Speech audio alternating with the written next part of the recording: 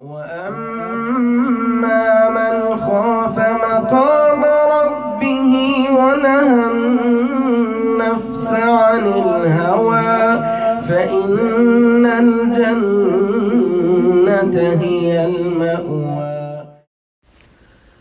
حدیث نمبر 60، بندے کی مخلوق سے بے نیازی خالق کو پسند ہے۔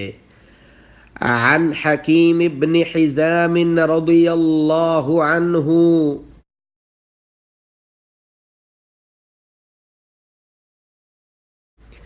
عن النبی صلی اللہ علیہ وسلم قال: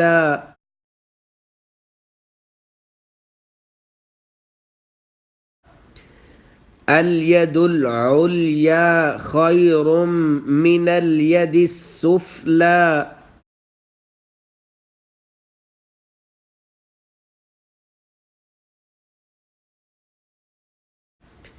وابدأ بمن تعول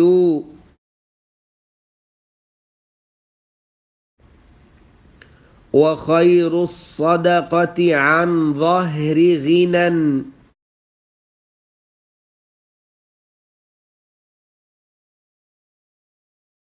ومن يستعفف يعفه الله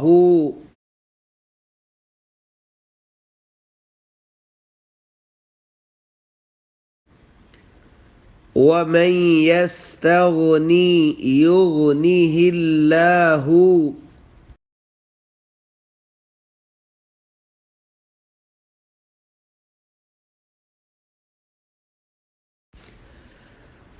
عن حكيم بن حزام رضي الله عنه عن النبي صلى الله عليه وسلم قال: اليد العليا خير من اليد السفلى وابدأ بمن تعول وخير الصدقة عن ظهر غنى ومن يستعفف يعفه الله ومن يستغني يغنه الله۔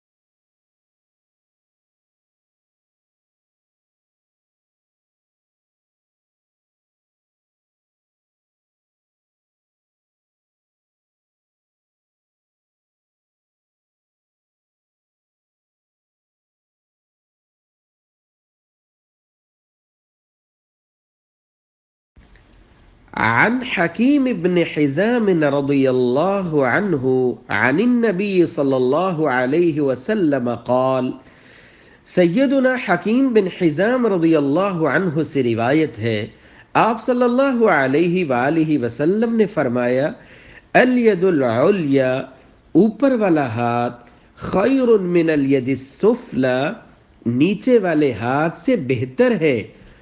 وابدأ، اور تو ابتدا کر، بمن تعول، اس سے جو تیرے اہل و عیال ہیں، وخیر الصدقۃ عن ظہر غنی، بہترین صدقہ وہ ہے جسے دینے کے بعد آدمی مالدار رہے۔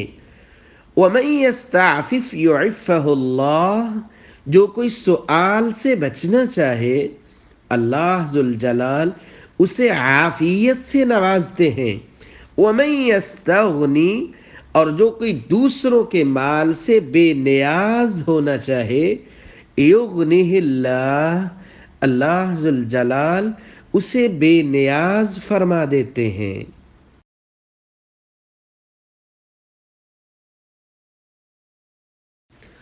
سیدنا حکیم بن حزام رضی اللہ عنہ روایت کرتے ہیں، آپ صلی اللہ علیہ وآلہ وسلم نے فرمایا: الید العلیا خیر من الید السفلی، اوپر والا ہاتھ نیچے والے سے بہتر ہے۔ کیا مطلب؟ دینے والا لینے والے سے بہتر ہے۔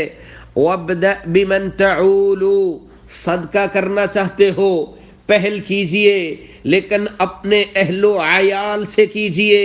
وخیر الصدقۃ عن ظہر غنی، بہترین صدقہ وہ ہے جس کو دینے کے بعد انسان مالدار رہے، جو غنا کے بعد ہو۔ وَمَن يَسْتَعْفِفْ يُعِفَّهُ اللَّهُ، جو دوسروں سے سؤال سے بچنا چاہتا ہے، اللہ ذوالجلال اسے سؤال سے محفوظ رکھتے ہیں۔